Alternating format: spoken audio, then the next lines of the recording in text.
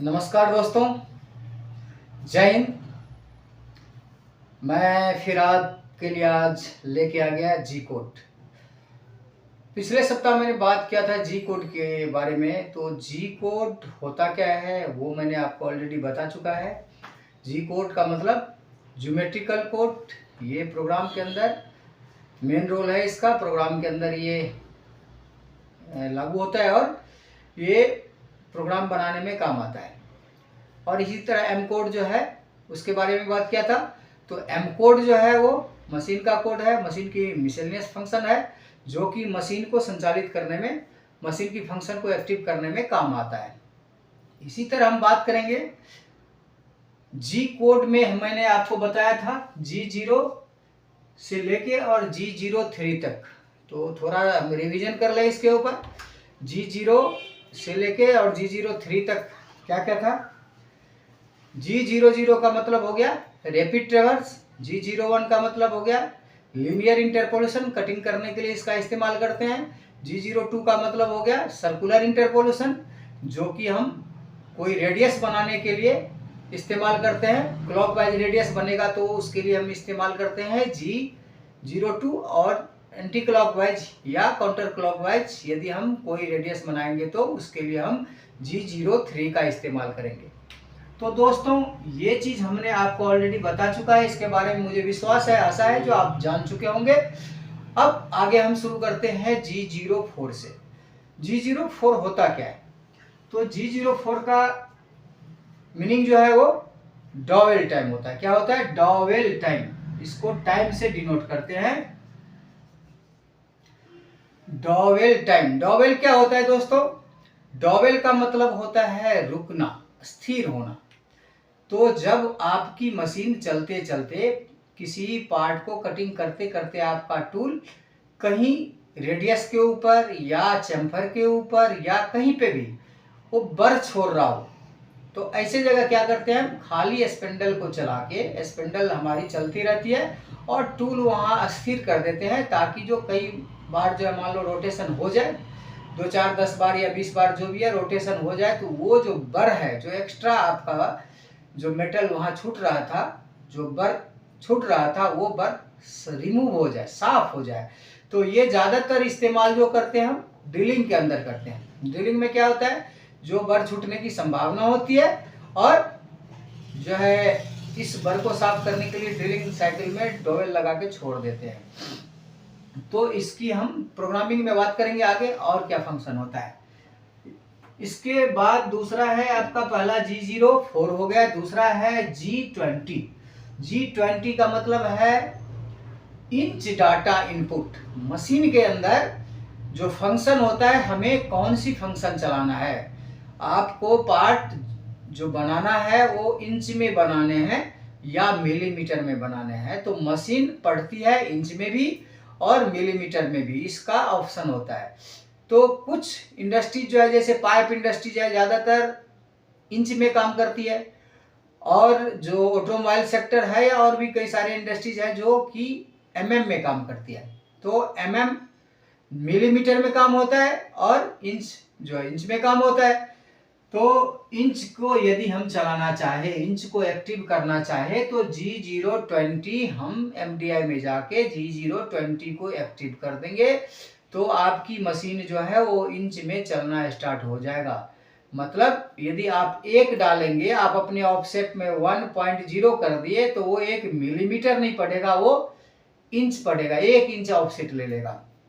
तो इसी तरह से इंच का जो काम है वो मशीन के अंदर ये फंक्शन स्टार्ट हो जाता है।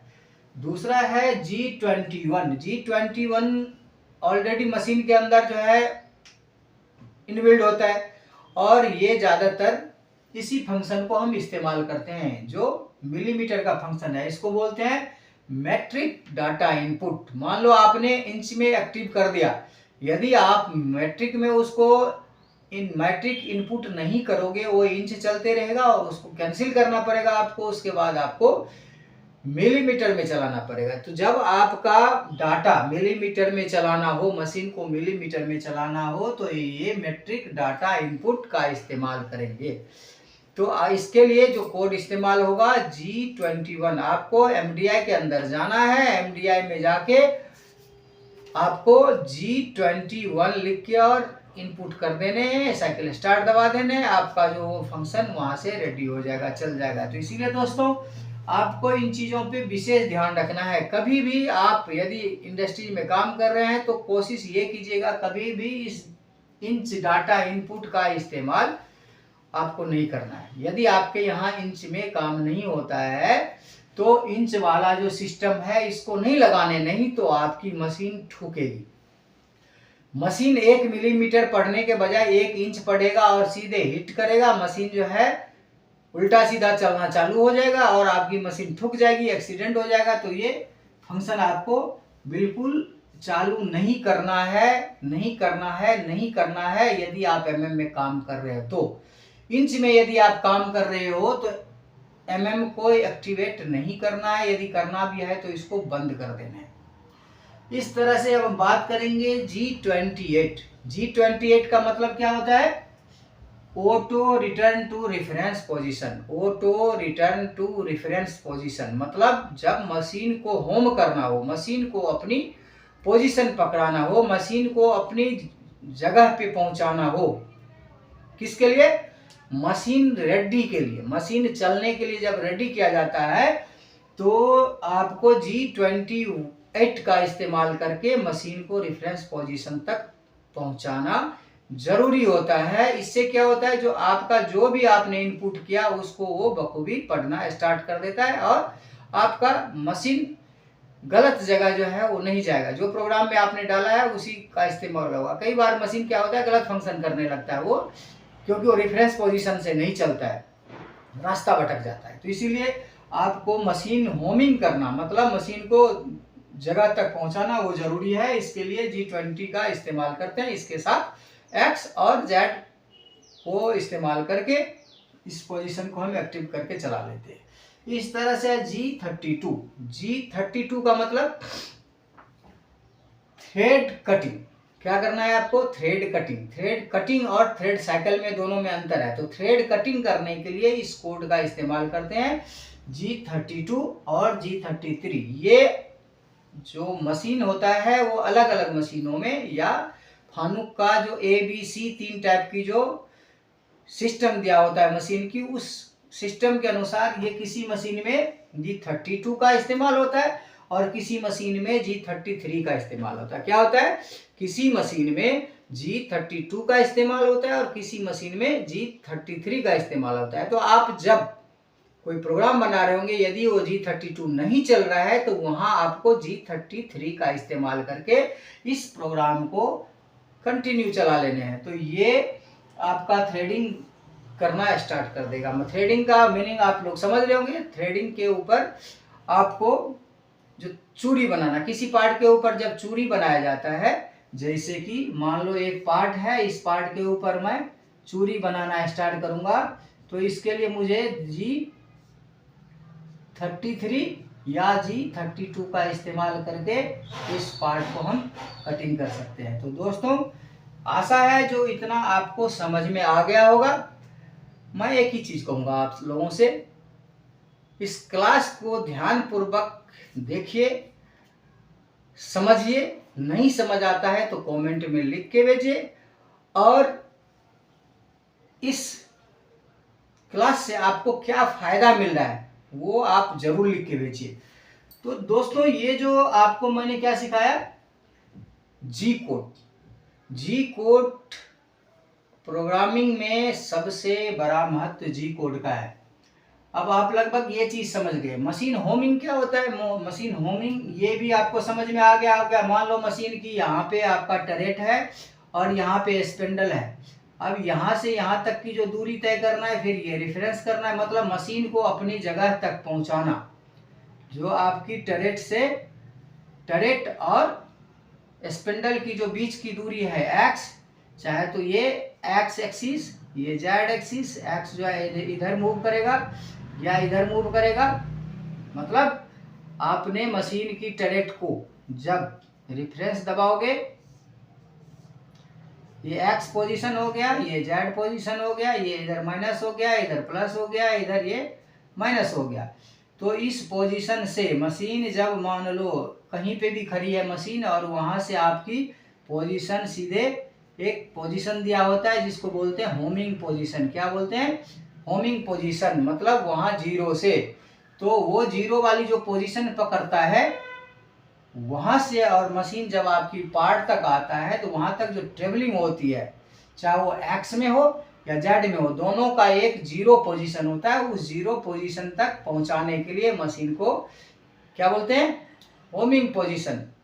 जैसे कि आपका भी कोई घर होगा, आप उस घर से मान लो अपने कार्यस्थल पे आए होंगे, सपोज करो आप कहीं ठहराव आपका होगा, मान लो आप अपने घर से किसी शहर में आप नौकरी करने के लिए आए तो वहाँ एक कमरा ले रखे होंगे, और नौकरी करने से ऑफिस का जगह होगा तो वहाँ आपका एक पोजीशन है। तो जब आप कमरे से अपने कार्यस्थल पे जाते हैं, काम करते हैं और फिर वापस कमरे के ऊपर आ जाते हैं, क्या हो गया? वो होमिंग पोजीशन। क्या हो गया? Homing position. मतलब उसके बीच में जो भी आपने काम किया फिर आपको वापस घर में आना है, तो आप घर में आके जैसे रिफ्रेश हो जाते हैं, अपने आप को मतलब हल्का महसूस करते हैं, अपने आप को फिर से पावरफुल महसूस करते हैं, फिर से अपने आप में एनर्जी जो पैदा हो जाता है। इसी तरह मशीन के अंदर भी जब वो होमिंग में जाता है तो रिफ्रेश हो जाता है, मशीन अपनी पोजीशन पकड़ लेता है और वहाँ से फिर वो चलना स्टार्ट होता है। तो इस तरह से ये मशीन की होमिंग पोजीशन हो गया। इसके बाद जो मैं आपको इंच में और मैंने मिलीमीटर में समझा दिया। 1 इंच, मान लो 1 इंच बराबर कितना मिलीमीटर होता है दोस्तों? ये भी जानना आपको जरूरी है। यदि नहीं जानेंगे तो आपका मशीन किस तरह से एक्सीडेंट करता है वो भी मैं बता रहा हूं आपको। 1 इंच बराबर 25.4 mm कितना होता है? 1 इंच के बराबर 25.4 mm। यदि आपने mm के बदले इंच को चालू कर दिया तो 25.4 mm सीधे सीधे मशीन आपकी आगे की तरफ जाएगा। तो इस चीज का ध्यान रखना है। तो 1 मिलीमीटर, इसको देख लीजिए कितना बड़ा डिफरेंस है इसमें। तो मशीन ठुकने का चांस इसीलिए रहता है जो 20-25 मिलीमीटर मशीन आपकी सीधे जंप मारेगा और यहाँ से यहाँ तक जो है वो जो जब कटिंग करेगा तो इतनी मतलब जो है आपका कई सारे उसके अंदर जो पैरामीटर छिड़ जाएंगे, डिफरेंस हो जाएगा। तो इस चीज का जरूर ध्यान रखना है दोस्तों। इसका इस्तेमाल आपने बहुत सावधानी से करना यदि जरूरत पड़े तो। यदि ये जरूरत नहीं है तो इसका इस्तेमाल नहीं करने। 1 mm बराबर कितने माइक्रोन? ये भी मैं आज आपसे सवाल पूछता हूँ, आप लोग आंसर मेरे कमेंट में लिख के भेजिएगा। और फिर यदि नहीं आता है तो लिख के भेजिएगा, मैं आपको अगले क्लास में जरूर बताऊंगा। कुछ चीजें आपके लिए भी होना चाहिए, कुछ चीज तो मैं आपको बता ही रहा हूं मगर कुछ चीज आपके लिए भी होना चाहिए जो आप कहीं से दिमाग लगा के अपने आप को तैयार करो। डबल टाइम के अंदर जैसे डबल टाइम लगाते हैं तो G04 और इसके अंदर X 0.01 लगा दिया। अब यहाँ पे इस तरह से हम डबल टाइम का इस्तेमाल करते हैं। X लगा देंगे या U लगा देंगे तो इस तरह से डबल टाइम काम करना स्टार्ट हो जाएगा। इसका डिटेल से मैं आपको अगले क्लास में बताऊंगा। और G0 से और G03 तक ऑलरेडी मैं बता चुका हूं। तो दोस्तों मैं आशा करता हूं आपको ये वीडियो अच्छा लगा होगा। यदि आप प्रोग्रामर बनना चाहते हैं तो इस क्लास में मेरी गारंटी है आप निरंतर यदि आप ज्वाइन करते रहेंगे, लगातार वीडियो देखते रहेंगे तो इस क्लास से आपको बहुत कुछ मिलने वाला है। प्रोग्रामर तो जरूर आप बन जाओगे। ऑलरेडी आप यदि इंडस्ट्रीज में काम कर रहे हो तो आपको समझ आ रही होगी। नए लोगों के लिए मैं ये कहता हूँ जो आप अपना कमेंट में भेजिए। नए लोगों के लिए मैं बेसिक जो क्लास है वो तो अभी चल ही रहा है और इसके साथ साथ आपको और इजी करने का मैं प्रयास करूँगा। जो भी आपकी क्वेरी हो मैं उसको इजी करने का प्रयास करूँगा। तो दोस्तों करत करत अभ्यास ते जरमत होत सुजान रसरी आवत जात ते सिल पे परत निशान। तो अभ्यास करते रहिए, निरंतर जो है क्लास करते रहिए। क्लास आप जितना करेंगे उतने आपकी जानकारी बढ़ती रहेगी, और इस चीज को कहीं भी इंडस्ट्रीज के अंदर देखना है, समझना है, जहां भी आप काम कर रहे हो उसको देखना है, समझना है, और आप अपने सीनियर से या जो जानकार लोग हैं उनसे पूछिए। डायरेक्ट मशीनों के ऊपर इस्तेमाल मत कीजिएगा, नहीं तो बहुत सारे चीज ऐसा है जो आपको मालूम नहीं होता है और वो एक्सीडेंट होने का चांस होता है। तो दोस्तों, सावधानी भी बरतना है, सेफ्टी फर्स्ट, क्वालिटी मस्ट। इस तरह से सावधानी भी बरतना है आपको, और सीखना भी है, प्रयास करते रहना है। Thank you. जय हिंद, जय भारत। मिलते हैं फिर अगले वीडियो में।